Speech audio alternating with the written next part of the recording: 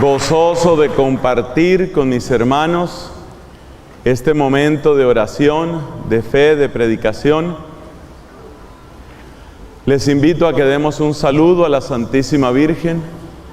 Recordemos que ella acompañó la plegaria de los apóstoles en ese primer Pentecostés y va a ser ella la que haga posible el nuevo Pentecostés en la iglesia.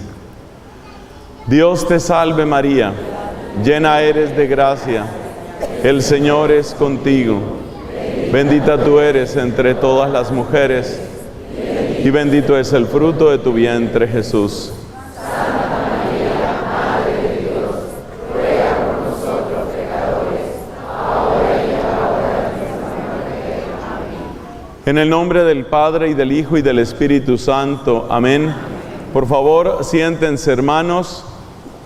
Siempre hacemos 3 sugerencias sencillas al empezar la predicación.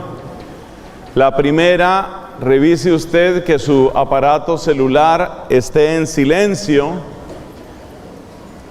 para que no haya interrupción, sobre todo para su hermano. Es un acto de caridad y de justicia con su hermano que usted no le interrumpa la escucha. En segundo lugar, si tiene donde escribir, recuerde que los apuntes que usted toma son una manera de ponerse en sintonía con ese Espíritu Santo al que hemos invocado. Eso quiere decir que el Señor tiene un mensaje especial para usted. Y cuando usted siente que una palabra le toca de manera especial, de manera muy fuerte, seguramente el Señor le quiere decir algo a usted. Por eso es importante escribir. Si no tiene ningún cuaderno o libreta, puede utilizar, desde luego en silencio, su mismo aparato celular. La mayor parte de los celulares tienen aplicaciones sencillas para tomar notas. No deje perder esas semillas de la palabra divina que van a llegar a su corazón. La tercera sugerencia es: aplique usted la predicación en primer lugar para sí mismo. A veces uno tiene la tentación de aplicar la homilía, el sermón, la predicación a la otra persona. Qué bueno que mi esposo escuchara esto. Qué bueno que mis hijos oyeran esto. Qué bueno que mi vecina escuchara esto.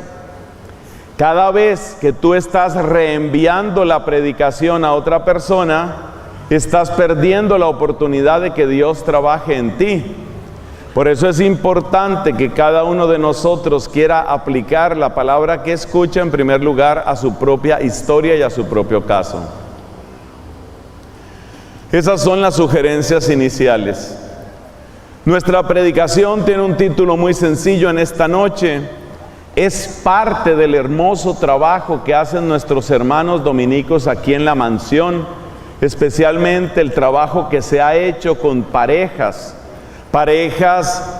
que están casadas, parejas que están conviviendo y que están en camino a celebrar el sacramento del matrimonio, parejas que están en crisis, parejas que están enamoradas y que están pensando un día unir sus vidas. Esta predicación se inscribe en el trabajo de evangelización de los sacerdotes dominicos de la mansión y lleva por título: ¿cuál es la herencia que vas a dejar a tus hijos? El tema es la herencia y el contexto es de familia. La herencia, ¿cuál es la herencia que vas a dejar a tus hijos? Tema especial para las parejas de novios, parejas de matrimonios, parejas que están reconstruyendo su vida. A mí me gusta mucho que siempre nuestras reuniones aquí en la mansión se hacen con mucha oración. Ese es el mejor camino para disponerse uno, porque tal vez tú ves todo perdido, pero Dios ve un poquito más que tú. Tal vez tú ves tu matrimonio ya naufragado, pero Dios ve un poquito más que tú. Tal vez tú ves grietas, pero Dios todavía ve los verdaderos cimientos, así que ánimo, ánimo. Vamos a recibir la palabra del Señor en esta noche y vamos a encontrar claves muy importantes a partir de esa pregunta. ¿Cuál es la pregunta? La pregunta es: ¿cuál es la herencia que vas a dejar a tus hijos? Esa es la pregunta. Una pregunta que de inmediato nos invita a mirar el propio corazón. Porque aquello que tú valoras más, eso es lo que tú quieres que quede como herencia a tus hijos. Es interesante recordar historias de personas y las herencias que han dejado. Así, por ejemplo, los indígenas de Norteamérica sabían que tenían que dejar una herencia de conocimiento a sus hijos. Ustedes saben que el clima en el hemisferio norte es bastante fuerte, sobre todo cuando llega el invierno. Entonces un papá sabe que tiene que dejar a sus hijos un caudal de conocimientos útiles, cómo se deben reunir alimentos para el invierno, cómo puede uno protegerse del frío, cuándo hay que sembrar, cuándo hay que cosechar, qué plantas son venenosas, qué plantas son útiles, cuáles se pueden guardar, cuáles se corrompen, cómo alimentar a los ganados cuando el frío destruye todo. Esta es la clase de conocimiento que un buen papá en esa región del mundo tenía que dar a sus hijos. Entonces los indios, llamados navajos, sabían que ellos tenían que dar ese conocimiento. Un papá sabía que tenía que dejarle esa herencia al hijo, porque en aquel tiempo muchos de ellos morían relativamente jóvenes, así que un papá tenía prisa en dejar un buen conocimiento, un claro conocimiento de supervivencia en su hijo. Porque si no le enseñas a sobrevivir a tu hijo, pues se lo acaba el clima, se lo acaba la dureza de los elementos. Así que la herencia que aquellos papás y mamás miraban y privilegiaban era la herencia del conocimiento útil para sobrevivir. En la Biblia se nos cuenta otro tipo de herencia. Nos hablan, por ejemplo, de un hombre llamado Abraham. Abraham dejó una hermosa herencia a su hijo Isaac. La herencia de Abraham no fue tanto de conocimiento, no fue una herencia de dinero, no fue una herencia de cosas. De hecho, la Biblia no hace un inventario de las cosas que Abraham le dejó a Isaac. La gran preocupación de Abraham era dejarle a Isaac una bendición. La bendición de Dios. Abraham había recibido una inmensa bendición y él quería que esa bendición no muriera cuando él muriera. Por eso Abraham bendijo a su hijo Isaac y luego Isaac bendijo a sus hijos. Ahí fue donde sucedió aquello de que Jacob, aunque no era el primogénito, logró la bendición. Con un poquito de trampa, si vamos a ser sinceros. Pero lo importante es que Isaac sabía que la bendición que él había recibido no podía morir con él. Él tenía la preocupación de heredarle esa bendición a sus hijos. Y también Jacob, cuando estaba muriendo, también dejó bendiciones especiales para cada uno de sus 12 hijos, es decir, para cada una de las 12 tribus de Israel. Eso quiere decir que la gran herencia ahí fue la herencia de la bendición. Otras personas dejan otra clase de herencias. En nuestra época, por ejemplo, a medida que nos vamos volviendo más y más materialistas, parece que nos concentramos más en el asunto de dejar cosas y de dejar dinero. Pero deberíamos preguntarnos si esa es la herencia que realmente ellos más necesitan.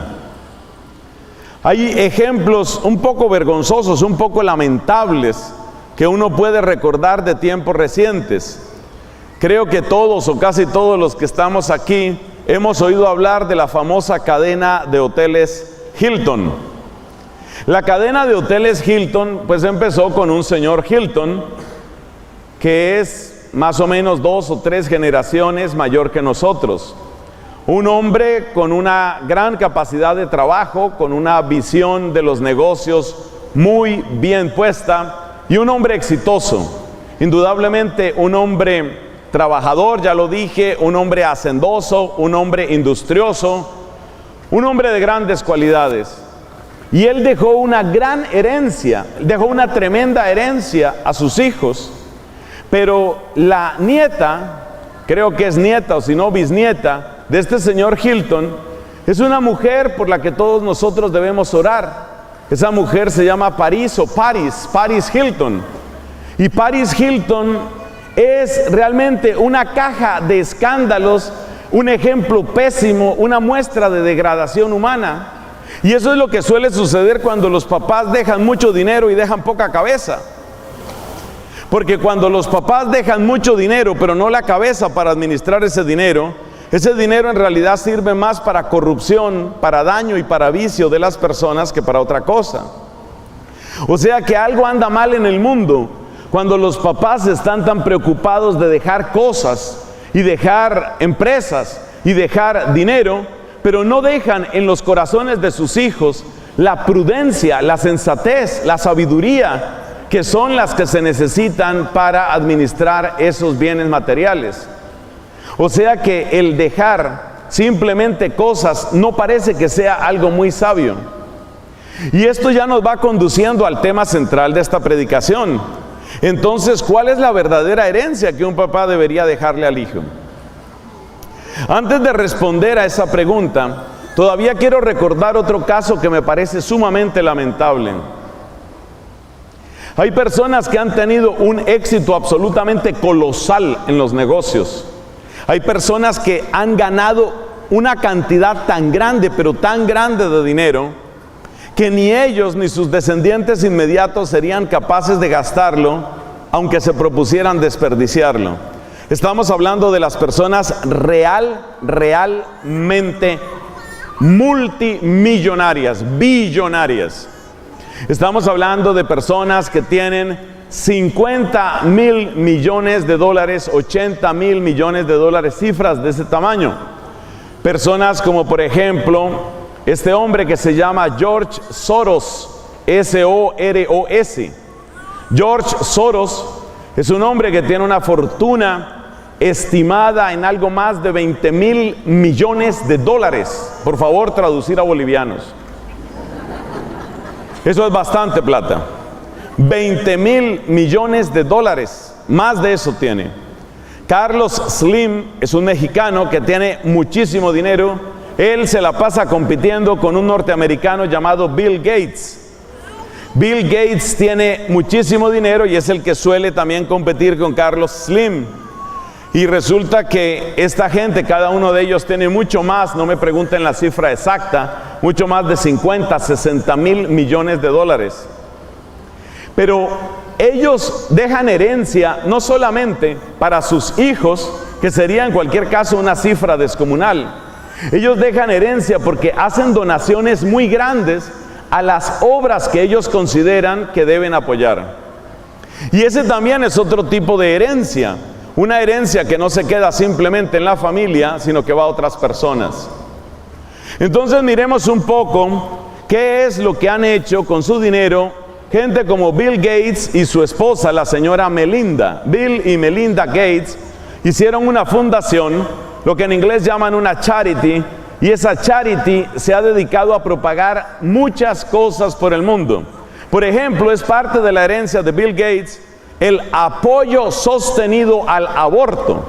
De manera que parte de la herencia lamentable de este genio, porque es un genio de los negocios y un genio de la informática, parte de la herencia de este tremendo genio es que millones y millones de seres humanos serán asesinados antes de nacer.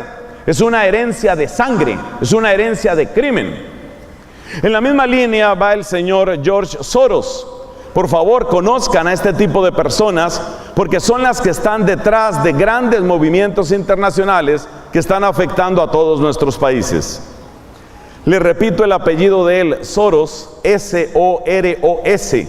Si usted no había oído hablar de George Soros, por favor, escuche pronto sobre él, investíguelo en internet, pero no empiece en este momento porque se me distrae.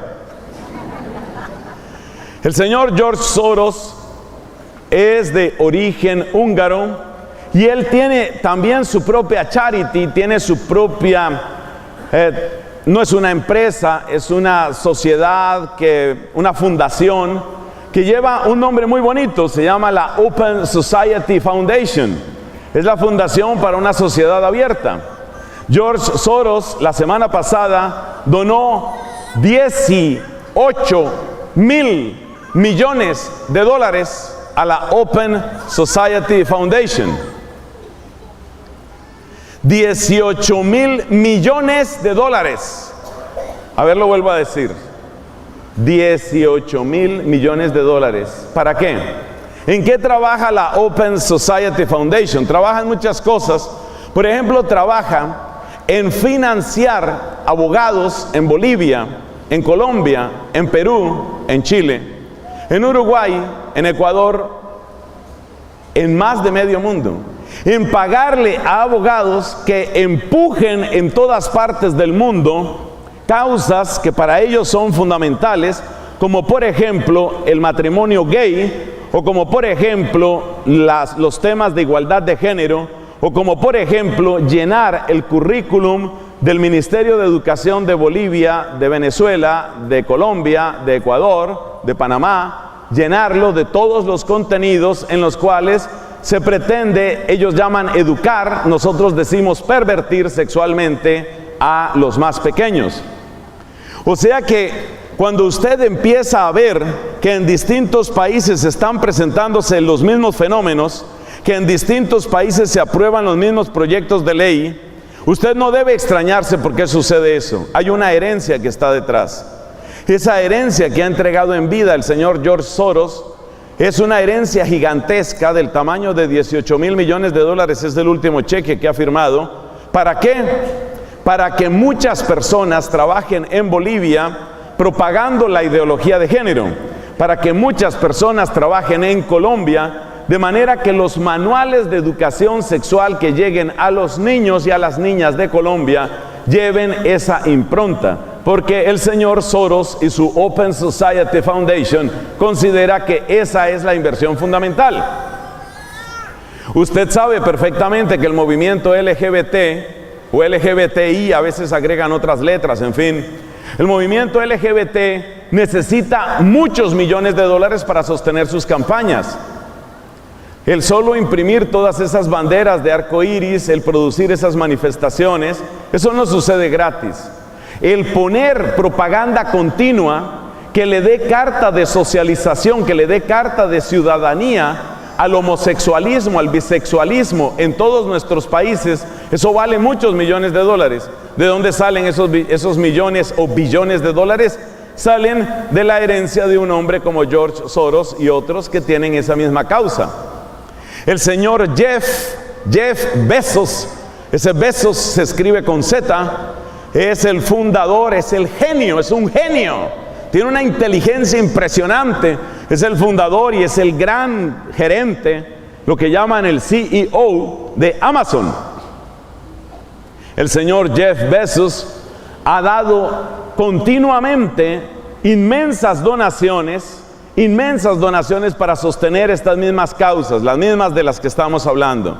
Para esas personas, la herencia que ellos quieren dejar es un mundo como ellos creen que debe ser el mundo. Un mundo donde se redefine completamente el matrimonio, un mundo donde los menores de edad pueden decidir de qué sexo son y los papás no pueden oponerse, porque si el papá se opone al cambio de sexo de su hijo, entonces el papá pierde la custodia del hijo o es encarcelado. Ese es el mundo en el que cree Jeff Bezos, es el mundo en el que cree George Soros, es el mundo que empujan muchos de estos grandes ricos del planeta, y ellos consideran que esa es la herencia que quieren dejar. Es decir, el mundo que ellos quieren construir son personas mayores. Cuando usted tenga tiempo, mire las fotos de Soros. Soros es un hombre mayor, tiene que estar cerca, por abajo, por encima de los 70 años de edad. Es decir, no le debe quedar demasiado tiempo sobre esta tierra. Presumo yo que a lo sumo unos 20 años, algo parecido.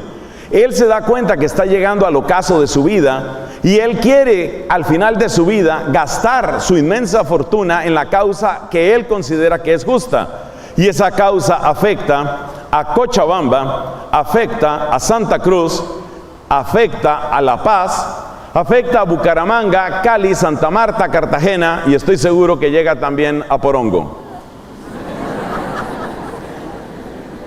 Hermanos amados, eso es lo que ellos quieren dejar como herencia. Ese es el mundo que ellos quieren dejar. Ellos no quieren morirse sin cambiar el mundo. Y ellos no quieren morirse sin cambiar el mundo según las ideas que tienen. Y la pregunta que uno se hace es, ¿qué tipo de herencia voy a dejar yo? Porque la herencia no es solamente el dinerito que tú dejas por un documento público a tus hijos o a tu familia en general. Herencia es el rastro. Herencia es el rastro que tú dejas en esta tierra. Y ese rastro es muy diverso de acuerdo con las distintas personas. Nuestro Señor Jesucristo, virgen y bendita es su carne, virgen y bendito su corazón. Nuestro Señor Jesucristo no tuvo hijos según la carne y la sangre, pero todos nosotros hemos salido de su amor, de manera que nosotros, hoy congregados aquí, nosotros somos la herencia de Jesús. De hecho, nosotros hemos recibido la coherencia de Cristo.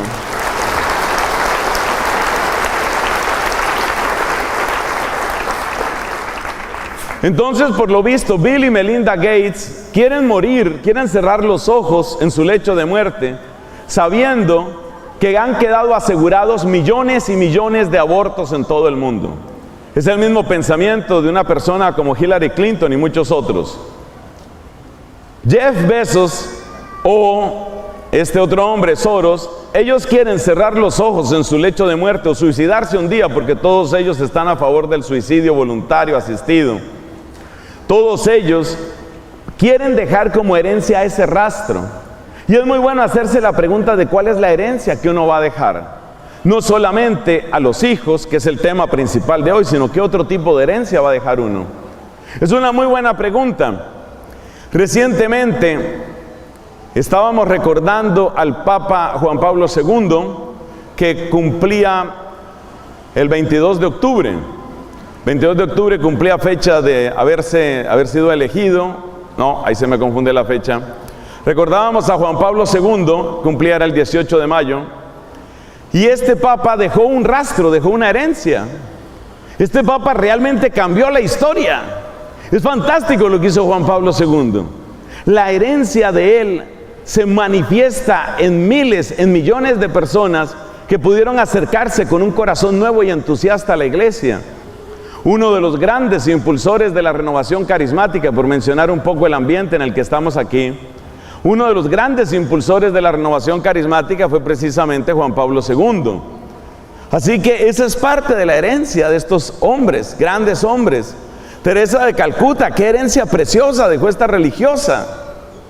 O sea que cada uno de nosotros, y esto es lo que quiero destacar al terminar la introducción, cada uno de nosotros, incluso quienes por vocación o por otra razón no tenemos hijos según la carne y la sangre, todos dejamos alguna forma de herencia. Y todos tenemos que preguntarnos cuál es la herencia que estoy dejando. Hay gente que considera que su herencia es que mueran muchos niños, a nombre de que ese es un derecho de las mujeres, piensan ellos. Otros piensan que la herencia que deben dejar es esa confusión que se llama ideología de género, y esa es la herencia, ese es el regalo que ellos dejan en su despedida. La pregunta es, ¿qué herencia quieres dejar tú? La pregunta es, ¿qué es lo que queda detrás de ti? ¿Cuál es el rastro que tú dejas? Bueno, ahí termina nuestra introducción. Entonces entremos en materia. La herencia.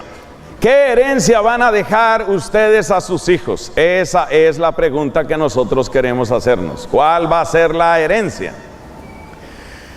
Para el resto de esta predicación vamos a utilizar la imagen de los cofres y las joyas. Para quienes están tomando sus apuntes, que creo que son como unas 7 personas, vamos a hablar de 4 cofres y vamos a hablar de 7 joyas.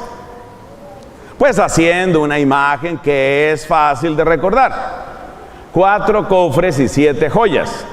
Con la idea de que los cofres y las joyas pues eran seguramente el modo como en tiempos antiguos se dejaban los tesoros.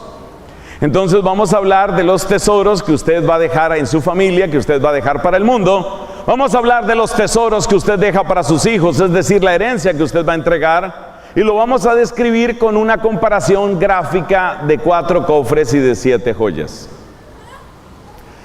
¿Cuáles son los 4 cofres? Los cofres obviamente son los que guardan las joyas. ¿Y cuáles son las 7 joyas? Es muy fácil, las que van en los cofres. ¿Ven? Es sencillo. No es una predicación difícil. Los cofres guardan las joyas van en los cofres. Es sencillo. Entonces, ¿cómo funciona esto? ¿Cuáles son las joyas? Las joyas son las cosas realmente valiosas. Lo realmente valioso. Por favor, distinga usted entre lo valioso y lo costoso. Son 2 cosas diferentes. Entre lo valioso y lo costoso. Porque cuando usted deja lo costoso es como dejar únicamente dinero. Y acuérdate el ejemplo que dimos. Tú puedes dejar mucho dinero, pero no dejar cabeza para administrar ese dinero. Entonces hay que distinguir entre costoso y valioso. Las joyas son verdaderamente valiosas. ¿Y cuáles son las joyas realmente valiosas? Pues humanamente las joyas valiosas son 4.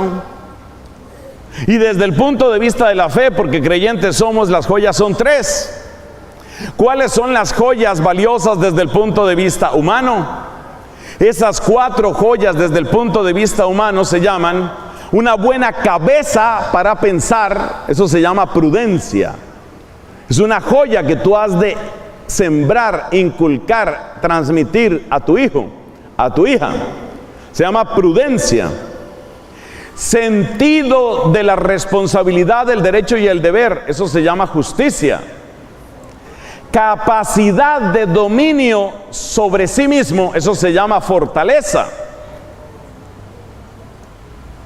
Y capacidad de levantarse por encima de las dificultades, eso se llama, dominio de sí mismo se llama templanza. Ahora sí, no se confunda, usted se está confundiendo hoy. Entonces, vuelvo a empezar. Capacidad de pensar bien, ser sensato, tomar las mejores decisiones, se llama prudencia. Ahora sí vamos bien. Sentido del deber y de los derechos, del derecho y del deber, se llama justicia. Capacidad de dominarse a sí mismo se llama templanza. Capacidad de levantarse en medio de las dificultades se llama fortaleza. Esas son las 4 grandes joyas que usted le puede dar a su hijo. Una cabeza capaz de pensar bien para tomar buenas decisiones. Y buenas decisiones son: ¿qué profesión voy a escoger? ¿Qué amigos voy a tener? ¿Con quién me voy a casar? ¿A dónde voy a vivir? ¿Cuáles son mis principios? ¿Cuáles son mis valores? ¿Cuáles son mis criterios? Una buena cabeza para pensar. Si usted le ha dejado a su hija, a sus hijas, a sus hijos, si usted les ha dejado una buena cabeza para pensar, usted les ha dejado una joya. Esa es una de las 4 joyas humanas. Una buena cabeza para pensar. Además, el sentido del derecho y del deber. Porque yo tengo derechos, pero yo también tengo deberes.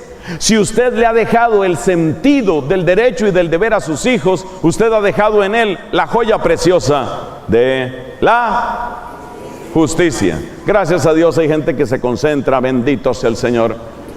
Si usted le ha dejado a su hijo la capacidad de dominarse a sí mismo, de modo que no lo gobierne el vicio, por ejemplo el alcohol, por ejemplo la frivolidad, por ejemplo el consumismo, por ejemplo la gula, por ejemplo la droga, si usted le dio esa libertad interior a su hijo para que sea capaz de dominarse, usted le entregó una joya preciosa que se llama templanza. Esto sí es hermoso. Y si usted le dio a su hijo, a su hija, la capacidad de levantarse en medio de la adversidad, de no quedarse en el suelo si ha fracasado, de ser más grande que los obstáculos. Usted le ha regalado una joya preciosa que se llama... Esas son las 4 joyas. Usted se da cuenta que esas son verdaderas joyas. Ustedes, muchos de los que están aquí son papás y son mamás. Piense usted lo que es tener esos hijos. Piense usted en sus hijos. Traiga a la memoria, por favor, en este momento, el rostro de sus hijos. Esos hijos amados que seguramente usted dice son la razón de mi vida. Y pregúntese usted si les ha entregado, si les está entregando las 4 joyas que hemos dicho. Una buena cabeza para pensar, un gran sentido del derecho y del deber, una capacidad para dominarse a sí mismos, es decir, para no dejarse dominar por el vicio, y fortaleza para levantarse en medio de las dificultades. Ustedes estarán de acuerdo conmigo que si un papá ha acertado dejando estas 4 joyas, está dejando una muy buena herencia. En cambio, trate usted de quitar una de esas 4 joyas y usted se da cuenta que por más dinero que usted le deje a su hijo, por más propiedades que usted le deje a su hijo, por más idiomas que usted le deje a su hijo, ya mi hija habla 3 idiomas, va para el 4. Eso está hermoso que su hija sepa todos esos idiomas, pero si su hija está en garras del vicio, si su hija es drogadicta, entonces va a poder decir de muchos lenguajes que es un desastre. Yo soy un desastre. I am a disaster. Es decir, lo podrá decir en muchos idiomas, pero seguirá siendo un desastre. De manera que usted necesita que su hijita querida, amada, que es el tesoro de su corazón, reciba estas joyas. Y las joyas son, repito, las grandes joyas que hay que dejar como herencia son estas 4. Una buena cabeza para pensar, para tomar las mejores decisiones, un gran sentido de cuáles son los derechos que tiene, pero también cuáles son los deberes a los que está sujeto. Luego, una gran capacidad de dominio de sí mismo. ¿Qué es lo que suele fallar en estos casos? Esa cantidad de muchachitas degeneradas, depravadas que han marcado la juventud norteamericana y a través de Hollywood y del canal de Disney han marcado a millones y millones de latinos en muchas partes del mundo. Esa cantidad de muchachitas, y no quiero decir ningún nombre, pero ustedes saben de qué tipo de personas estoy hablando, son muchachitas incapaces de dominarse a sí mismas, no saben dominarse. Entonces una de ellas decía alguna vez: hoy amanecí con fiebre de carteras, de bolsos, hoy amanecí con fiebre de bolsos. Entonces fue a una tienda y compró $50,000 en carteras, porque tengo plata, entonces puedo hacerlo. ¿Qué quiere decir? Que esa es una estúpida que no tiene capacidad de dominio de sí mismo. Es una estúpida. Es la primera vez que me aplauden por decir que alguien es un estúpido, pero aplauda. Claro. Entonces la pregunta es si tú quieres que tu hija sea una estúpida la que maneja el marketing. Si tú quieres que tu hija sea una de esas estúpidas, entonces no le des sentido de templanza.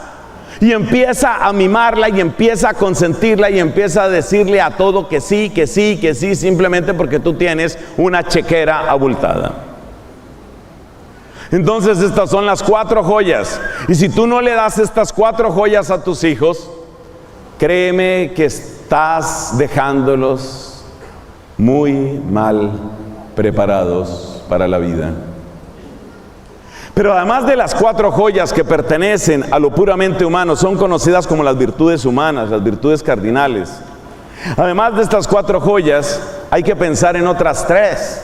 Y usted ya sabe cuáles son esas 3, porque obviamente van a ser las virtudes teologales. Y es muy importante saber si usted le está dejando a su hijo o a su hija, le está dejando estas virtudes teologales. A mí me asombra de mala manera, es decir, me entristece, me escandaliza casi, ver cómo muchos papás, cuando toman decisiones sobre el futuro de los hijos, prácticamente no les importa la fe. Cuando escogen colegio, cuando piensan: mi hija se va a ir a hacer una maestría a Francia, mi hijo se va a hacer un doctorado a Canadá, mi hijo va a hacer un internship en Australia. Oh. Los papás suelen sentirse orgullosos de esa clase de cosas y en cierto sentido tienen razón para estarlo, porque esos hijos de ellos son gente brillante. Pero pasa una cosa, y es que esa hija que se fue a hacer la maestría a Francia, cuando vuelve, considera que no hay nada más estúpido que ir a misa. O sea que Francia le dio el título y le quitó la fe. Y eso parece que no preocupara a muchos papás. Es decir, están tan embriagados de mundo, están tan embriagados de lo que el mundo ofrece, que se les olvida el desastre que significa que su hija pierda la fe. Parece que eso no es tan grave para ellos. Hijo, ¿y tú sí estás yendo a misa? No, mamá, yo ya fui a todas las misas. ¿Te acuerdas que me llevabas allá a la mansión? Cada misa de la mansión vale por 4. Entonces ya el hijo no vuelve a misa. Y el papá se queda tranquilo y el papá se queda simplemente relamiéndose, diciendo: mi hijo hizo un doctorado en Moscú. ¿Fue en Moscú o fue en Helsinki? Acuérdame, esposa, ¿cómo fue esto? A mi amor, acuérdame, ¿eso fue antes de Estocolmo, después de Estocolmo? Es que no me acuerdo bien. ¿O fue cuando se fue a hacer el trabajo ese, a dirigir aquella empresa en Berlín? Y a los papás se les llena la boca con esos éxitos humanos y no se dan cuenta que el hijo ha perdido la fe. Ay, ¿por qué es tan grave que el hijo pierda la fe? Es demasiado grave, porque el que no está trabajando para el señorío de Jesucristo, ¿para el señorío de quién está trabajando? Si tu hijo no está trabajando para el señorío de Cristo, en el mejor de los casos, que ya es gravísimo, está trabajando solo para su ego, está trabajando solo para sí mismo. De manera que me duele en el alma que muchos papás no ven eso, y que incluso desde las primeras decisiones sobre dónde van a estudiar los hijos, en qué colegio, empiezan a aplicar criterios de planeación estratégica en los cuales el primero que sale, el primero que no cuenta, el primero que no importa es Jesús. Eso es gravísimo.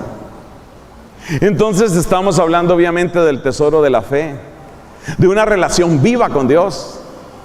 Si tu hijo está creciendo y no tiene una relación viva con Dios, tú tienes que hacerte esta pregunta: ¿yo para qué tengo y para qué tuve hijos?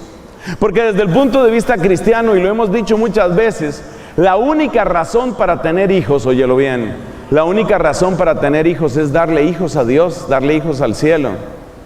Porque yo quiero que te hagas esta pregunta: los hijos que no se dan para el cielo, ¿para dónde se van? Esa es la respuesta que tienes que dar. Entonces hay que tener mucho cuidado, porque acuérdate que desde el principio de esta predicación mencionamos el tema del materialismo.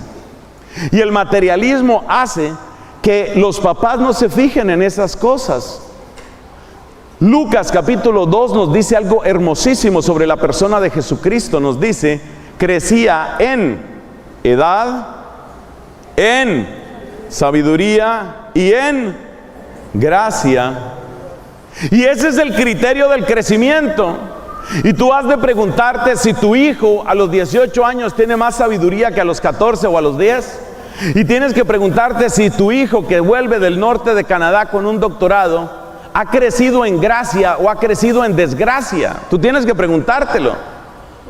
Tienes que preguntarte si tu hija, que vuelve de esa maestría fantástica, de ese intercambio estudiantil, vuelve amando más a Dios o vuelve rechazando a Dios. Y tú tienes que preguntarte, y esta es la pregunta más dolorosa de todas, tú tienes que preguntarte si tu hijo o tu hija que se va al exterior ya asesinó a tu nieto.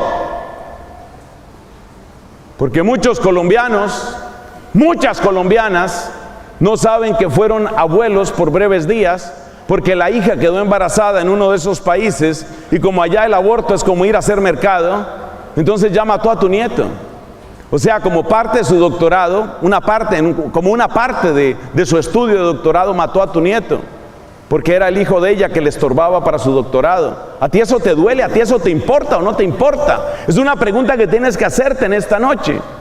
Y la única manera de conservar fielmente esos valores que son los que van a acompañar a ese hijo tuyo, a esa hija tuya toda la vida, es cuidarse de que ellos realmente reciben la joya preciosa de la fe. La joya preciosa de la fe. Eso tiene que notarse. Claro, entonces tendremos que hablar de cómo se transmiten esas joyas. Y ahí es donde entran los cofres. Las joyas van en los cofres. ¿Cuáles son los 4 cofres? No te pierdas el resto de esta predicación. Entonces lo mismo pasa con la esperanza. ¿Por qué es tan importante la esperanza? La esperanza es una virtud muy poco estudiada. Resulta que miremos el efecto contrario. Por falta de esperanza hay una epidemia de suicidios en el mundo entero. Muy pocos países están publicando las estadísticas de suicidios, pero desde hace rato son simplemente escandalosas.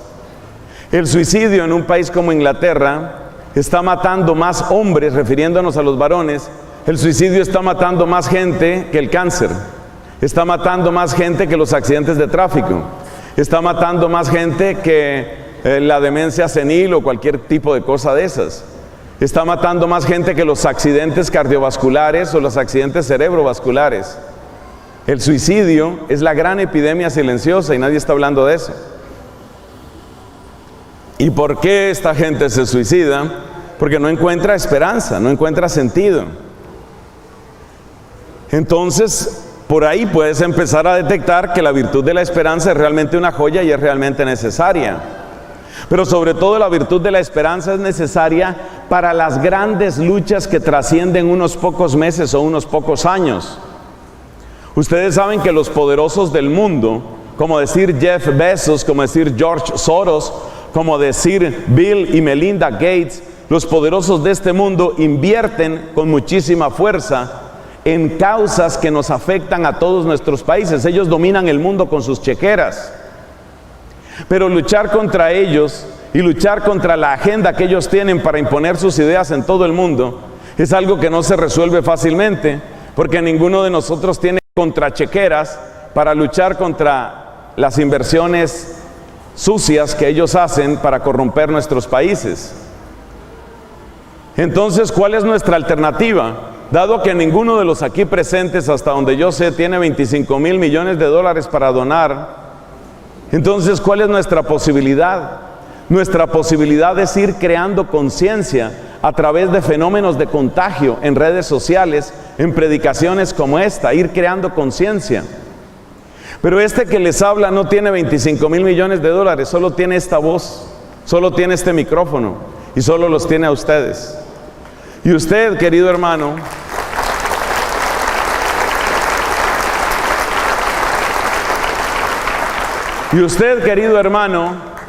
si usted queda convencido de esto, quizás le va a hablar a otras personas, le va a hablar a sus amigas del grupo de oración, le va a hablar a sus parientes, le va a hablar a su compañero del club de fútbol, le va a hablar a sus demás amigos del grupo de oración, en fin, usted va a hablar con otras personas. Pero esos movimientos de lucha, de combate espiritual, son movimientos que tardan muchos años. Si usted no tiene el don de la esperanza, usted simplemente dice frases blasfemas, como por ejemplo, a esto ya se lo llevó el diablo. Esa es una frase blasfema, porque es una frase que va exactamente en la dirección opuesta al reinado de Cristo. Entonces, la única manera de no caer en frases como ya el matrimonio no dura, la única manera de no caer en frases como eso ya no lo para nadie, la única manera de entrar en la lucha es entender que la lucha dura décadas. Yo entro en esta lucha y hablo abiertamente de estos problemas, sabiendo que estadísticamente la probabilidad es que yo moriré antes de que las cosas cambien sustancialmente. Está bien, les voy a decir mi edad, no hay problema. Este servidor de ustedes tiene 52 años de edad. 52. Estadísticamente, para una persona que solo tiene micrófonos y por ahí un Facebook y por ahí un Twitter, una persona que solo tiene cositas de estas, no va a lograr mucho, ni en 20, ni en 30, ni en 40 años de edad que le pueden quedar. Supongamos que Dios es muy generoso conmigo y me permite llegar a los 90 años de edad. Es muy difícil que en 40 años de edad las leyes asquerosas, contrarias a la familia y contrarias a la vida, que se están aprobando en Bolivia, que se están aprobando en Perú, que se están aprobando en México, es muy poco probable que esas leyes hayan alcanzado a cambiar en ese tiempo. Eso quiere decir que yo estoy metiéndome en una lucha cuyo fruto, cuya victoria yo no veré. ¿Y cómo hace uno para entrar en una lucha sabiendo que tendrá que entregar el testigo de ese combate antes de que uno vea el fruto? ¿Cómo se hace para luchar? Se necesita la virtud teologal de la esperanza. Es decir, toca trabajar para un mundo que yo no voy a ver. Hebreos capítulo 11.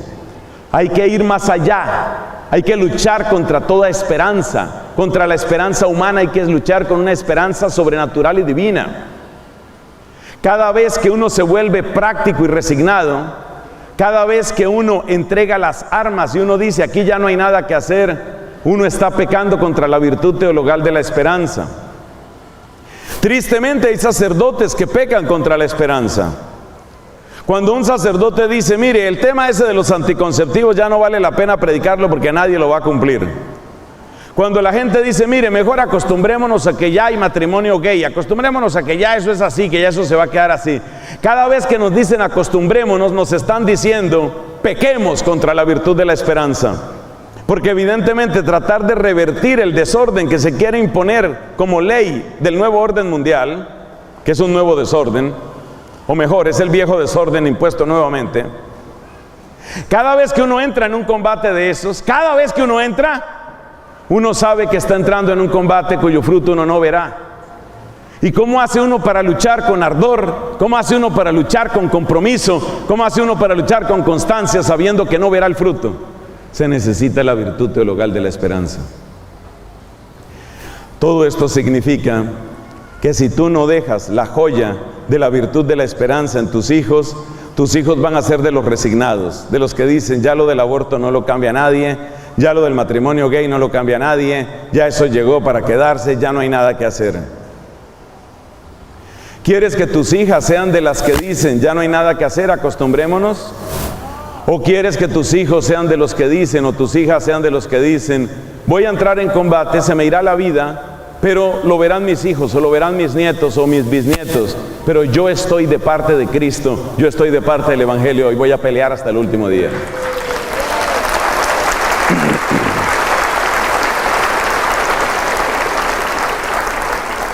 Hemos mencionado 4 joyas humanas para facilitar la memoria, porque he visto que hay personas que no tienen buena memoria, unas cuantas. Fíjese yo mismo cómo he vacilado aquí tratando de decir mi relato. Entonces, repasemos las virtudes humanas, las joyas humanas. Son una buena cabeza para pensar y tomar buenas decisiones. Esa joya hay que entregarla. Necesitamos, esa es la prudencia, necesitamos sentido de los derechos y de los deberes. Y de los deberes, los deberes. Esto no es propaganda que haya pagado ningún diario en Bolivia. Sentido de los deberes. Eso se llama justicia. Capacidad de dominarse a sí mismo, porque ¿qué sacamos con que tu hijo tenga 8 doctorados y muera prematuramente de un SIDA que jamás debió recibir? Entonces necesitamos que tenga la virtud de la templanza. Y necesitamos que si le llegan dificultades, que a todas las vidas van a llegar dificultades, si tiene un fracaso, que todos hemos pasado por el fracaso, si acaso en algún momento tiene una quiebra o una ruina, no se quede postrado, sino que sea capaz de levantarse con fortaleza. ¡Qué belleza! Esas son las 4 joyas humanas. Pero esas 4 joyas humanas harán de tu hijo o de tu hija, van a ser una persona fuerte, una persona consistente, una persona capaz de batallar. Pero ¿cuál es la dirección de su batalla? La dirección de la batalla no la dan las simples virtudes humanas. La dirección de la batalla la dan las joyas espirituales, las virtudes teologales. Por eso necesitamos fe. Porque el que no tiene a Dios en el trono de su vida, pregúntate, ¿qué tiene ahí? ¿Qué tiene ahí, por Dios? Porque lo menos grave es que tenga su ego, y ya eso es grave y fastidioso. pero lo más posible es que sin darse cuenta sea un servidor de Satanás. Así como se oye. Así como se oye. Entonces necesitamos que tu hijo tenga viva la virtud de la fe, para que sepa que Dios es el Señor, porque si no tiene a Dios como Señor, ¿a quién le entregó el trono? Por Dios, ¿a quién se lo entregó? Necesitamos que tu hija tenga la virtud de la esperanza. ¿Por qué? Porque si tu hija no tiene la virtud de la esperanza, tu hija va a blasfemar contra el reinado de Cristo con frases como: esto se lo llevó el diablo, aquí no hay nada que hacer, ahora las cosas son así, ahora los matrimonios no duran, es que todo es plata. Todas esas frases son blasfemias contra la virtud de la esperanza. Todas ellas. Luego hay que dar la virtud de la esperanza. Pero seguimos preguntándonos: ¿y cómo se dan esas joyas? Respuesta: las joyas se dan en los cofres. Y los cofres son 4. Pero no hemos hablado de cuáles son los cofres. Es la manera de mantener la expectativa en el auditorio, porque vamos a llegar a los cofres, los 4 cofres. Finalmente, nos falta mencionar la última joya. ¿Cuál es la última joya? La caridad. El amor. El amor. El amor es tan necesario, porque si no existe amor, no existe misericordia. Si no existe amor, amor que venga de Dios, no es posible el perdón. Y si no es posible el perdón, lo decía el hermano que dirigió la oración de perdón, si no existe el perdón, quiere decir que tú tienes instalado tu yo, tienes instalado tu resentimiento, y eso es terrible. Necesitamos el don del amor que es el único capaz de unir, que es el único que nos hace capaces de entrar en la lógica del Evangelio, y que es el único que nos hace capaces de aceptar a un Dios que tiene como nombre precisamente eso, porque Dios es amor. Entonces necesitamos que la virtud de la caridad esté en tu hijo. A mí me preocupa que a muchos papás no les preocupa que sus hijos sean tan fríos con Dios. Tú deberías preocuparte si tú nunca has visto a tu hijo feliz alabando a Dios. Si nunca has visto a tu hija, que puede tener 13 años, 12 años, 15 años, 18 años. Doy esas edades porque ahora se metió la idea en los papás de que a esas edades ya casi no creen. ¿Y qué? ¿Jesús no tuvo esa edad? ¿María no tuvo esa edad? ¿José no tuvo esa edad? Hay santos jóvenes hermosísimos. Hay un Domingo Sabio, hay una Laura Vicuña.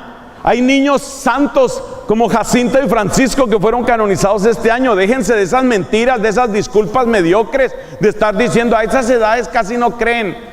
Lo que pasa es que muchos de nosotros hemos fracasado en una evangelización efectiva para esas edades, pero toda edad es buena para creer, para esperar y para amar. Entonces preocúpate, padre de familia, si tú nunca has visto a tu hija llorar de amor frente a Cristo, preocúpate. Pero es que mi hija no quiere ser religiosa. Eso no tiene nada que ver. No es un asunto de si quiere ser religiosa o no quiere ser religiosa, es un asunto de si quiere ser cristiana o no. Todavía más simple, es un asunto de si quiere ser plenamente mujer según el plan de Dios o no. Es muy preocupante, y lo que estoy diciendo, hermanos, hay que aplicarlo también para la educación. Nosotros dominicos tenemos colegios en distintos lugares. Por ejemplo, en mi país, en Colombia, tenemos una cantidad de colegios, y una de mis preocupaciones de hace muchos años es que en los colegios los indicadores de gestión y los indicadores de evaluación son tremendamente mundanos. Los resultados ante la entidad del Estado que hace las pruebas esas donde evalúan todos los colegios. Hay unas pruebas, en prácticamente todos los países hay pruebas que se hacen estandarizadas para todos los colegios para definir un poco cómo están los estudiantes, y eso se vuelve un criterio. Entonces uno habla a veces con la madre rectora, uno habla a veces con el padre rector, y el informe de gestión, el informe de su administración del padre rector es: ahora tenemos más aulas, hemos mejorado las canchas, ahora tenemos computadores en 3 dimensiones, tenemos salas de simulación, ahora estamos empezando nuestro curso de mandarín con un pequeño grupo de niños que ya hablan inglés, francés, alemán y español. Entonces es importante que aprendan el mandarín. Y a nosotros, como a los papás consumistas, a nosotros los religiosos, también se nos llena la boca diciendo: tenemos el super colegio, pero los criterios de evaluación son esos.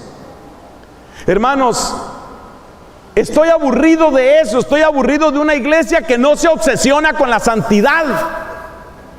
Estoy aburrido de que nosotros los religiosos carezcamos de ese fuego Ese fuego que hay que tener vivo. Porque en los años que llevo de religioso, hágame la cuenta. Yo entré al prenoviciado, también llamado postulantado, en diciembre de 1984. Voy a cumplir 33 años. Este año cumplí 25 años de vida sacerdotal. Nadie me envió regalo de la mansión.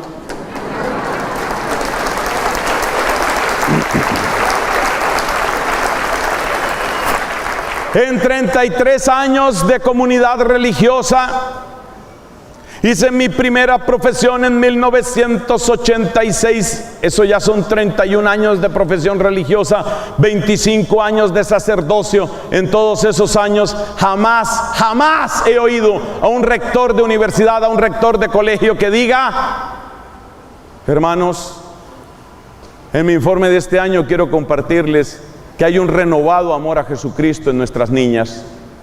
Hay un renovado amor a Cristo. Hemos llevado las estadísticas de la adoración al Santísimo y hemos visto que está repuntando con mucha fuerza el amor a Jesús en la Eucaristía. Quiero presentarles algunas diapositivas. Las diapositivas no son los ingresos, no es la plata que está entrando a esta comunidad. Las diapositivas son fotos de algunas de las niñas postradas adorando a Jesús. Esas fotos no salen, esos informes no salen. ¿Por qué? Porque nosotros también nos volvimos, muchas veces nosotros los religiosos nos volvimos demasiado materialistas y nuestros informes son de los ladrillos, de las paredes, de los computadores, de los cursos. ¿Y dónde está la santidad? ¿Y dónde está la conversión? ¿Dónde está? Hermanos míos, tenemos que sembrar el amor a Dios. El fruto natural de la educación católica. Pregúntele a un Don Bosco. Pregúntele a un Don Bosco, por favor. Pregúntele a María Mazzarello. Pregúntele a María Magdalena Pazzi. Pregúntele a todos los fundadores de obras de educación. A un San José de Calasanz, a un San Juan Bautista de la Salle. Pregúnteles, ¿para qué tenemos colegios? Y la única respuesta es: para darle santos a Dios. Esa es la respuesta. La razón de tener colegios no es tener maravillosos informes de gestión. Pues muy bien que las finanzas vayan bien, eso también es necesario. Pero por favor, hermanita, por favor, padrecito, que se te note que tu corazón arde en llamas de interés, en llamas de fuego, de amor por Dios, y para que esos niños, para que esos jóvenes salgan enamorados de Dios. Porque parece que ni a los papás, ni muchas veces a los mismos educadores eso les importa, y esto duele mucho. Hemos terminado así el recorrido por las 7 joyas. Con algo de regaño, es verdad, pero bueno, hacía falta. Alguien tiene que hacerlo. Alguien tiene que hacerlo. Me tocó a mí hoy. Otro día le tocará a otro. Entonces las 7 joyas son prudencia, justicia, templanza, fortaleza. Expresadas como: que tu hijo pueda tomar las mejores decisiones, que sea consciente de sus deberes y derechos, que sea capaz de dominarse a sí mismo y que sea capaz de levantarse frente a las dificultades. Además de eso, que tenga a Cristo realmente como su Señor, que sea capaz de entrar en combates que trascienden su propia muerte y que tenga el corazón abierto para un Dios que es amor, de manera que esta criatura preciosa, este hijito tuyo, este nietecito, esta nietecita tuya, porque esto vale también para los abuelos, aquí hay para todo el mundo. Aquí hay para todo el mundo, esto vale también para los abuelos. Hay abuelos que creen que su único deber es lograr la obesidad en sus nietos. No, señor, no es cierto. El Papa Francisco varias veces ha enfatizado que el gran evangelizador no fue él, sino fue ella. La gran evangelizadora de su infancia fue la abuelita. Eso lo ha dicho varias veces el Papa Francisco. Entonces los abuelitos y las abuelitas no son únicamente para mimar y para malcriar y para poder decir: y estaban chochos esos nietos, están chochos. No, señor, no es únicamente para que estén chochos esos nietecitos. No, señor, usted tiene que preocuparse, porque si su hija, mamá de esos nietos, no está cumpliendo con su deber, a usted le toca ser mamá al cuadrado. Es decir, le toca ayudar a que su hija recupere su vocación de mamá, y le toca tratar de cuidar de que en esos niños nazcan la fe, la esperanza y el amor. Esas son las 7 joyas.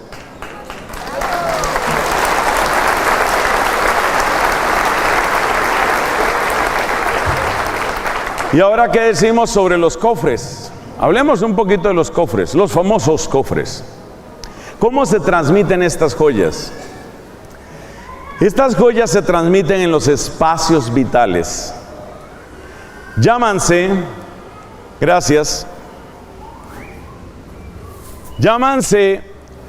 espacios vitales. ¿A cuáles? Son espacios vitales aquellos lugares donde nosotros intercambiamos esta clase de joyas. ¿Eso significa qué? Eso significa aprender a ser amigo. Para la inmensa mayoría de las personas, yo sé que esto es distinto cuando hay una vocación religiosa. Aprender a ser amigo, aprender a ser novio, aprender a ser esposo o esposa, aprender a ser un trabajador, aprender a trabajar. Dicho de otra manera, los 4 cofres, los 4 espacios vitales donde se transmiten las joyas son el trabajo, la amistad, el noviazgo y la familia. Esos son los 4 cofres. En donde usted le puede transmitir esta clase de valores, esta clase de virtudes, esta clase de joyas. ¿Cómo los puede transmitir usted en esos 4 espacios vitales? Los 4 espacios vitales son, se lo repito, el trabajo. Tienen un valor desigual, pero todos son importantes. El trabajo, la amistad, el noviazgo y la familia. Como ustedes se dan cuenta, necesitaríamos todo un congreso de varios días para hablar detenidamente sobre cada una de estas realidades. No disponemos de todo ese tiempo, esto es apenas como una invitación para profundizar. Me permito ofrecerles, con todo cariño, ofrecerles numerosas predicaciones que se encuentran de manera completamente gratuita en mi canal de internet, mi canal de YouTube. Mi canal de YouTube se llama Fray Nelson, en una sola palabra. Eso se escribe así, como si fuera una sola palabra, aunque por supuesto son 2. Fray Nelson, eso va con Y. Si usted entra a YouTube y usted entra a Fray Nelson, ahí encuentra mi canal. Ese es mi canal. Gracias a Dios estamos llegando a 5,000 videos. Con este video nos estamos acercando peligrosamente a la cifra de 5,000. Y gracias a Dios, cosa que me hace muy feliz y que es una gran sorpresa, el mes pasado superamos una hermosa cifra de 11 millones de visualizaciones en YouTube. 11 millones. O sea que la gente está viendo. La gente está viendo. Y eso lo digo sobre todo para humillarme, porque cuando el Señor me llamó a este servicio de evangelización a través de los videos, yo decía, pero ¿a quién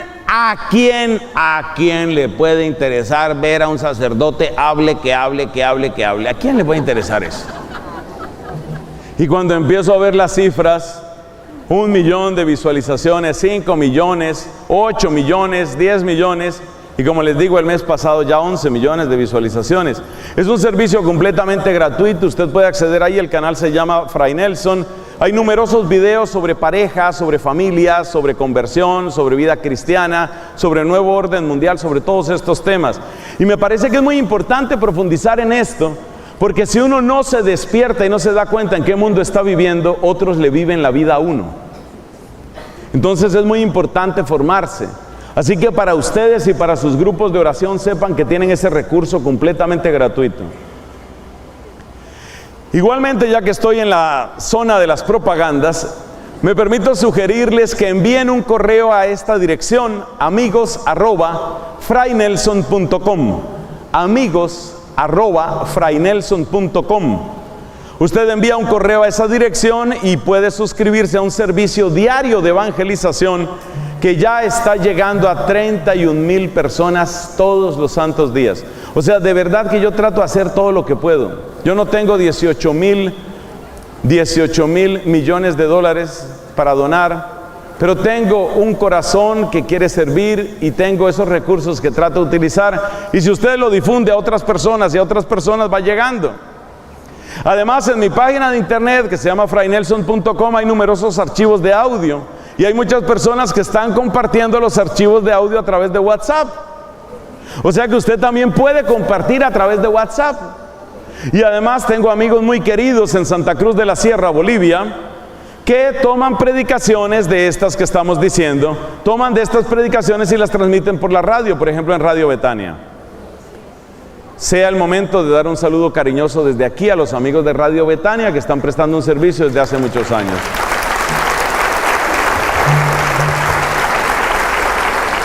Entonces, como les decía, tenemos 7 joyas preciosas que si no se las dejaste a tus hijos, los dejaste muy mal de herencia, muy mal. Tenemos 7 joyas preciosas, pero además tenemos 4 cofres. Como no podemos hablar en detalle de esos cofres, yo solamente voy a dar una recomendación sobre cómo cuidar cada uno de esos cofres. Vamos a dar recomendaciones y vamos a empezar por un cofre que se llama amistad. Los llamamos cofres, ya explicamos por qué. Porque ahí es donde van las joyas, es decir, ahí es donde tú puedes transmitir a tus hijos esos que son los verdaderos tesoros, esa que es la verdadera herencia. Entonces vamos a dar máximo 2 recomendaciones por cada uno de los 4 cofres, de manera que tú veas qué tipo de cuidado hay que tener, de modo tal que esas joyas puedan llegar realmente a otras personas, en particular a tus hijos. Hablemos de la amistad. ¿Cuál es la recomendación en la amistad? La recomendación es muy sencilla. Verdadero amigo, puede escribir esta frase para quienes están tomando sus apuntes. El número aumentado, según mis cuentas, son más o menos 21 a 22 personas.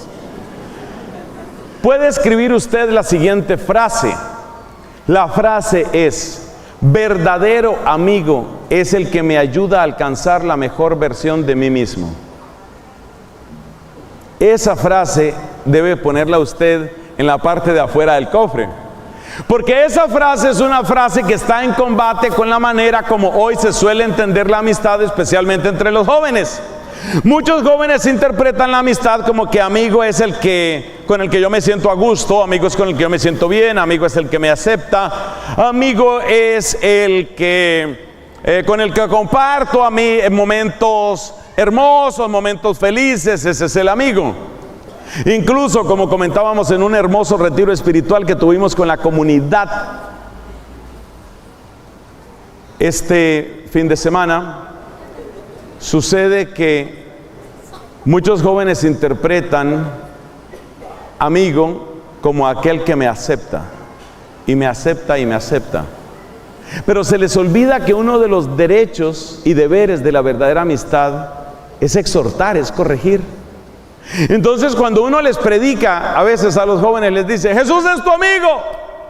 Ellos dicen: sí, pero la manera como ellos entienden amigo es que no me va a cambiar, porque me acepta así. Y por eso mi frase estrella, que repito cada vez que puedo, estrella porque me ilumina, no por otra razón, es: Jesucristo me acepta como soy, pero no me deja donde estoy. Porque ese es ser verdaderamente amigo. Y por eso la frase que le ponemos al primer cofre, el primer cofre se llama la amistad. Y la frase que le ponemos al primer cofre, ¿cuál es? Verdadero amigo es el que saca la mejor versión de mí mismo, el que me ayuda a alcanzar la mejor versión de mí mismo. Ese es verdadero amigo. Y por eso podemos llamar verdadero amigo a Jesucristo, porque Jesucristo me acepta como soy, pero no me deja donde estoy. Como esa frase me gusta tanto, complázcanme por favor y repita entonces usted. Gracias por el aplauso, que sea para Cristo. Pero yo quiero que usted repita esa frase: Jesucristo me acepta como soy. Repita: Jesucristo me acepta como soy, pero no me deja donde estoy. Ahora la última vez, yo digo la primera parte y usted completa con la segunda. Jesucristo me acepta como soy. Todavía algunos se confundieron. Tienen que hablar duro porque esto se está grabando y queremos que quede nítida la grabación. Jesucristo me acepta como soy. Jesucristo me acepta como soy. Las mujeres ya lo lograron, los hombres aún presentan algunas dificultades de coordinación visomotora, auditiva. A ver, los hombres: Jesucristo me deja como soy. Fíjese que sí tenemos dificultades. Hay que reconocer que los varones es un problema cromosoma XY. Mujeres, Jesucristo me acepta como soy. Todos, Jesucristo me acepta como soy. Bueno, entonces, con respecto a la amistad, por favor, póngale esa etiqueta en el cofre de la amistad. Verdadero amigo es el que me ayuda a alcanzar la mejor versión de mí mismo. Por lo tanto, hoy otorgo derecho a todos mis amigos para que me corrijan, porque el amigo que no me corrige no se llama amigo, se llama cómplice. ¡Wow! Grave, grave, grave.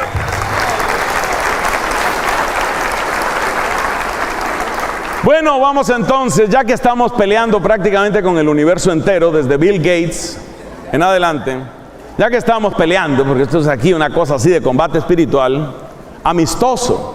Yo no odio a esas personas, claro que no.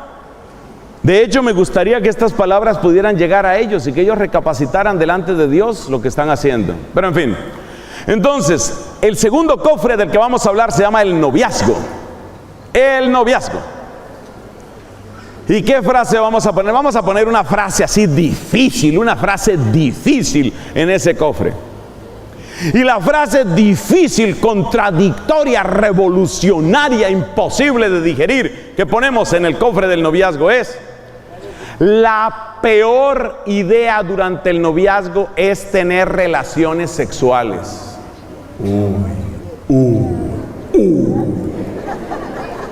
Lo dijo. Pero padrecito, ¿en qué mundo vive usted, padrecito? Todo el mundo lo hace, en todas partes sucede.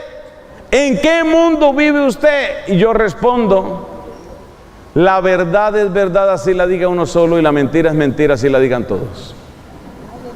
De manera, mis queridos hermanos, la peor idea durante el noviazgo son las relaciones sexuales. Esa es la frase para el cofre.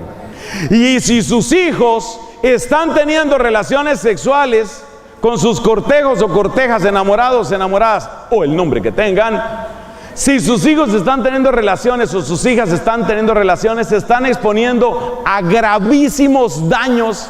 Ya empezaron los daños para ellos. Por eso la verdadera revolución, ninguna revolución seria se hace, ningún cambio cultural serio se hace sin que aparezca la virtud de la castidad. No es posible, no se logra. Porque es que la castidad es el principio del dominio sobre el propio cuerpo, sobre el propio ser. Y la persona que no se domina a sí misma, alguien la domina. Le sale quien lo domine. Entonces, ¿por qué es tan pésima idea las relaciones sexuales? Por muchas razones. La primera razón, por supuesto, es porque no importa de qué método anticonceptivo me estés hablando, siempre hay posibilidad de embarazo. Los embarazos no deseados significan desastres, significan madres solteras, significan matrimonios que no van a funcionar, significan abortos.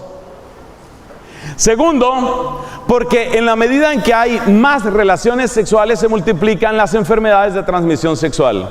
¿Saben ustedes cuándo llegó el país que se llama Estados Unidos de América? ¿Cuándo llegó a su máxima proporción, máxima difusión de enfermedades sexuales? ¿Saben cuándo llegó al máximo de las enfermedades sexuales? Le voy a contar, llegó en el año 2017. En este momento, en este año, las estadísticas muestran la mayor explosión de enfermedades sexuales en Estados Unidos. Y es la época en la que hay la mayor difusión del preservativo y de las píldoras y de los parches y de todo tipo de porquerías. Y es donde hay más enfermedades sexuales, porque resulta que los que producen esos elementos anticonceptivos necesitan venderlos y la castidad no vende. Por eso ellos no quieren jóvenes castos, ellos necesitan jóvenes promiscuos, ellos necesitan jóvenes hipersexualizados. Y por eso todas las campañas de anticonceptivos son campañas en las que se promueve de manera sutil o descarada la actividad sexual desmedida. Porque esas empresas farmacéuticas de anticonceptivos, porque esas empresas de preservativos necesitan vender su producto. Si todos los jóvenes de Santa Cruz y todos los jóvenes de Bolivia tomaran la sapientísima decisión de llevar una vida casta, una vida según su propio estado de vida, que es solteros en muchísimos casos, en la inmensa mayoría de los casos, si ellos fueran coherentes con su momento vital, las ventas de anticonceptivos irían al piso, las ventas de preservativos irían al piso y entrarían en grave crisis esas industrias que viven del sexo desorbitado, del sexo acelerado de toda esta juventud. Y entonces, ¿qué pasa? Que más actividad sexual significa más promiscuidad significa más enfermedades de transmisión sexual, así de sencillo.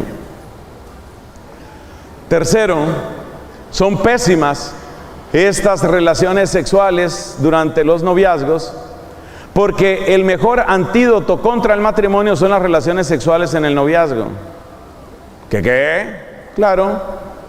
Yo me la paso aconsejando a las jovencitas en Ecuador, en Panamá, en Guatemala, en México, en Canadá, en España, en Bolivia, en Argentina. A todas les tengo que aconsejar lo mismo. Y a todas les hago la misma pregunta y todas abren los ojos de la misma manera. Incluso las chicas de la China. ¿Qué les digo? Lo que yo les digo a todas esas muchachas es, mira, una vez que tu novio tiene sexo contigo cada vez que quiere, sale contigo cada vez que quiere, se divierten juntos, van a paseos, van a vacaciones, dime para qué les sirve casarse.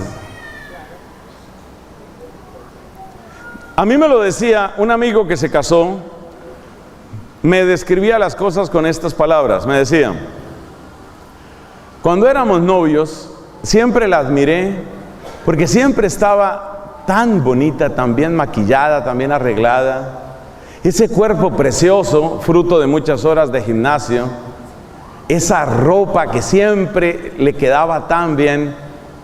Yo me enamoré mucho de ella por todo eso. Ahora que nos casamos, la cosa es complicada porque le tengo que pagar unos maquillajes carísimos, le tengo que pagar un gimnasio carísimo y le tengo que pagar una ropa carísima. Entonces date cuenta que la peor idea de la relación sexual es que quita toda motivación para el matrimonio. Además, la trivialización del sexo es la antesala del divorcio. Escriba esa frase que le sirve. La trivialización del sexo es la antesala del divorcio. Porque la trivialización del sexo significa, cuando me canse contigo, entonces voy a descubrir que, ¿sabes qué? Realmente yo creo que lo nuestro no funciona. Creo que hay una incompatibilidad de caracteres y además mi nueva novia no está de acuerdo con que yo siga contigo. Es así de sencillo, es así de descarado. Entonces, mientras nosotros somos todos los que creemos en Jesucristo, los que evangelizamos, papás, mamás, religiosos, religiosas, sacerdotes, mientras nosotros no formemos un frente común para predicar estas cosas, seguiremos entregando a nuestros jóvenes a las clínicas clandestinas o legalizadas del aborto, seguiremos entregando a nuestros jóvenes a la corrupción de sus cuerpos, sus corazones, sus mentes. ¿Y qué pasa con todas esas muchachas? ¿Qué pasa con todas ellas? Que al cabo de unos años terminan haciendo el gran descubrimiento. ¡Oh, descubrimiento! ¿Cuál descubrimiento? Perdí los mejores años de mi vida. Claro. Pregúntale a una mujer que tuvo 7 años de noviazgo entre los 22 y los 29 y el noviazgo finalmente se acabó porque, ¿sabes qué? Finalmente no estoy seguro contigo. Permiso, sigo con la otra. Pregúntale a esa muchacha que entregó de sus 22 a sus 29 años con todo el sexo que el tipo ese quería. Pregúntale si ella está feliz ahora. Pregúntale si siente que hizo una buena inversión. Por eso, en el cofre que se llama el noviazgo, hay que poner un letrero que diga: la peor idea para el noviazgo es tener relaciones sexuales. Muchas gracias. Usted es una valiente por aplaudir. Pero padre, eso es irreal. Eso no es irreal. Eso no es irreal. Si tienen hijas, háblenles con esta claridad. Si le da demasiada vergüenza hablarle a su hija con esa claridad, entonces déjeme el problema a mí. Entre a YouTube, hay un canal que se llama Fray Nelson. Entre a un video que se llama ¿Qué herencia quieres dejar a tus hijos? Ese video se publicará en las próximas horas. Digamos en 36 horas está en internet, queriendo Dios.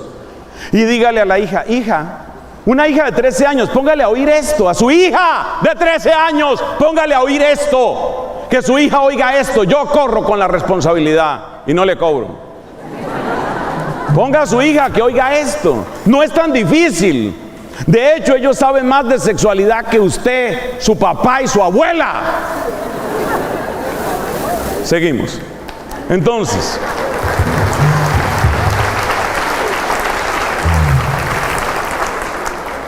¿qué letrero le ponemos al cofre del trabajo?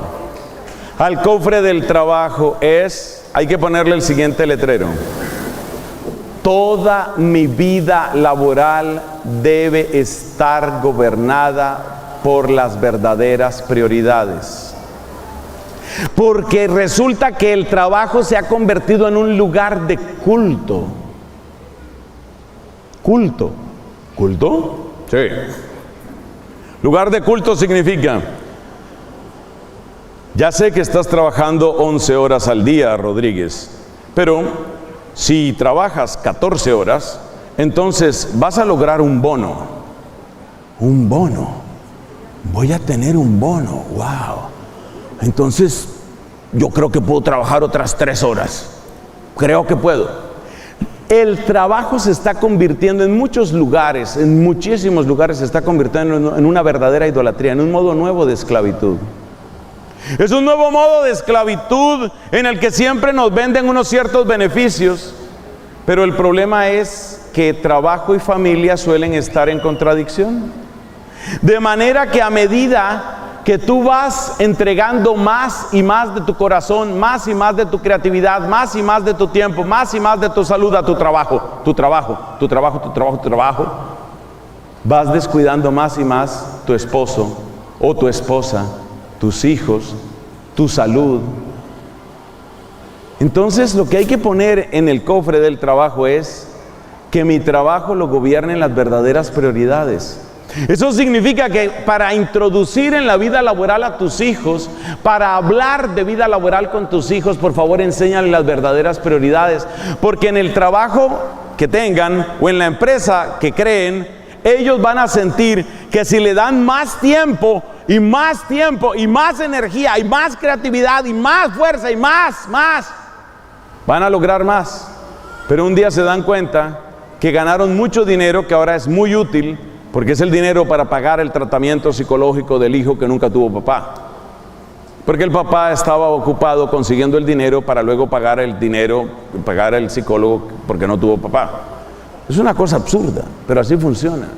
Entonces, con respecto al trabajo, por favor, ese criterio es importante. Que mi trabajo lo gobiernen las verdaderas prioridades.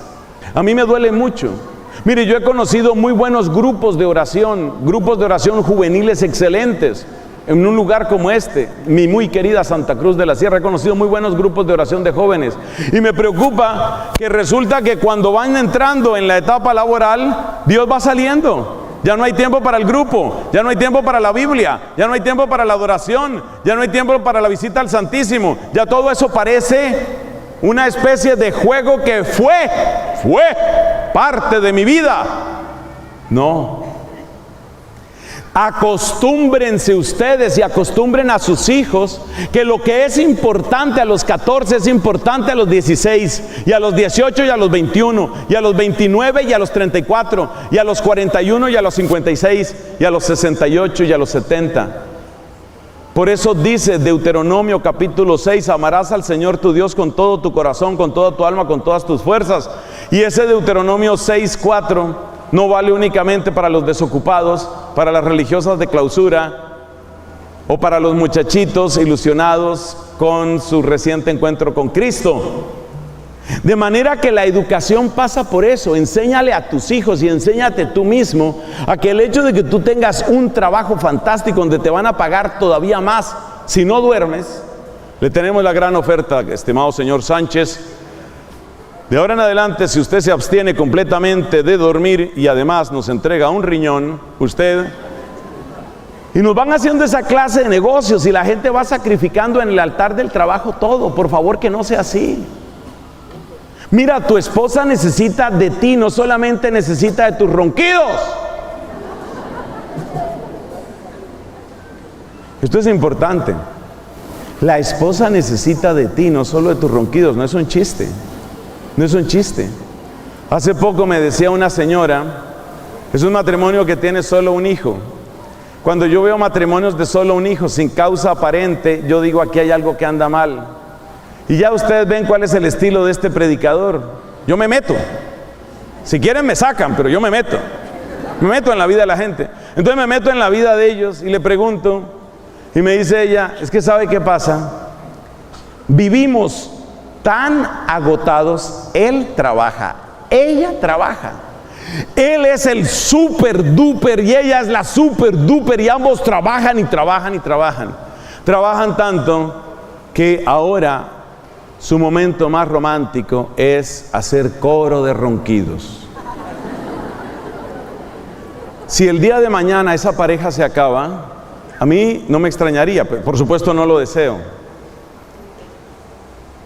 Tu esposa te necesita. Tu esposa necesita esos detalles, esos cariños, esa mirada. Dije mirada, no ojos cerrados. Mi amor, ¿estás por ahí? Tu esposa necesita ver tus ojos y necesita ver en esos ojos amor. Y tus hijos necesitan tu voz y tus hijos necesitan que jueguen con ellos, no solamente que les compre juguetes.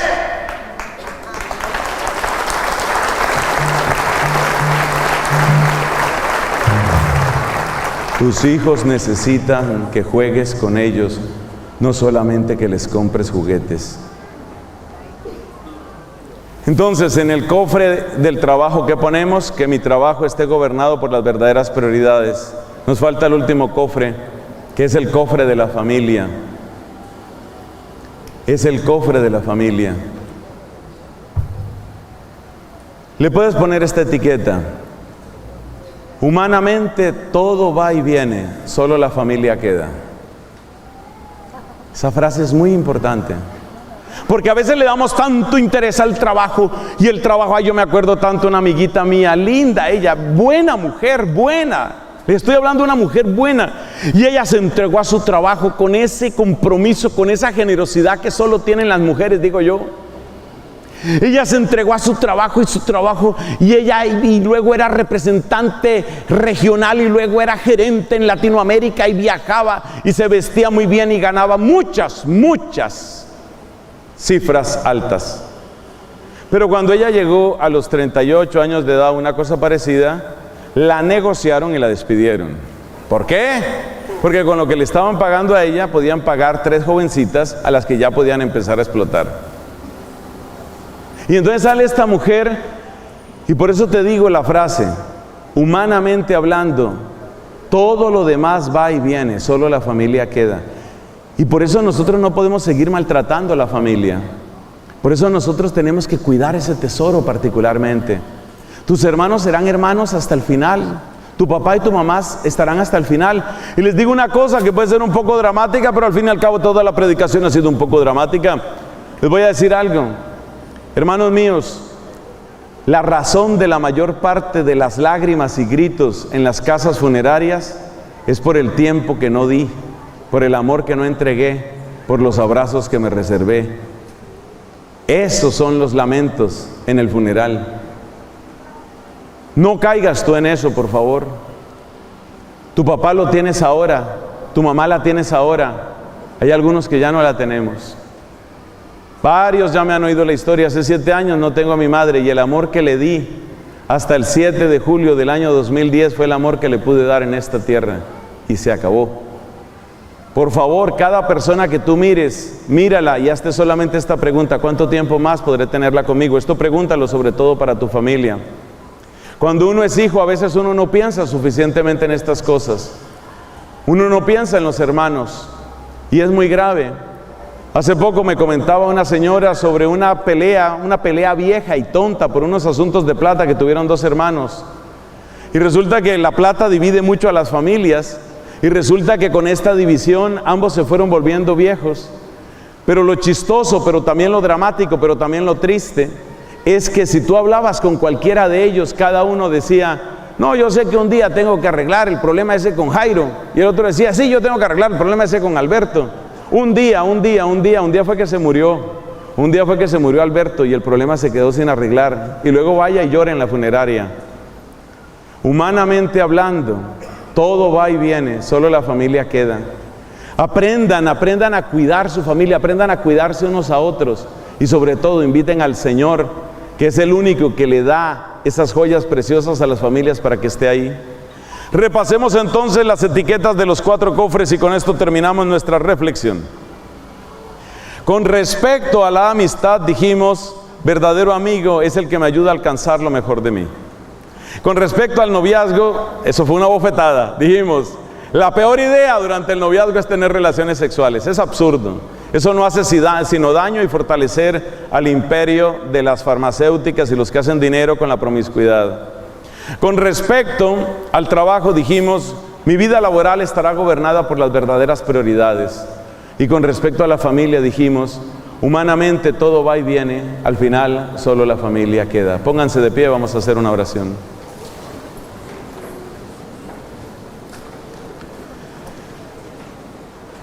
Te alabamos y te bendecimos, Señor, porque hoy nos muestras que hay verdaderos tesoros, que hay verdaderas joyas, Señor, que hay verdaderos tesoros que son la verdadera herencia, Señor, porque la verdadera herencia ni siquiera es el conocimiento, ni mucho menos el dinero, porque tú nos muestras, Señor, que la verdadera herencia está en esos tesoros, en ese ayudar a saber pensar, en ese tener sentido del deber y el derecho, en ese saber dominarse a sí mismo y en ese poder levantarse en medio de las dificultades.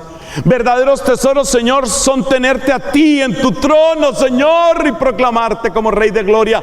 Verdadera joya, Señor, que te pedimos para esta asamblea es poder entrar en un combate que va más allá de las fronteras de la muerte. Y verdadero tesoro, Señor, sobre todo es conocerte a ti, amarte a ti, vivir para ti, Señor, ya desde esta tierra, para luego celebrarte siempre en la eternidad.